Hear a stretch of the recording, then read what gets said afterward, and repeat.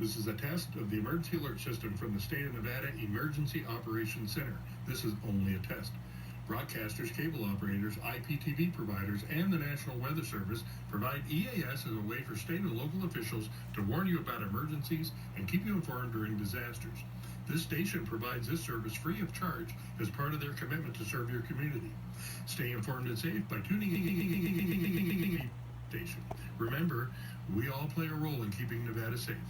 Help slow the spread of COVID. Wear your face covering, maintain 6 feet distance, wash your hands frequently, and stay home if you're sick. This concludes today's test of the emergency alert system.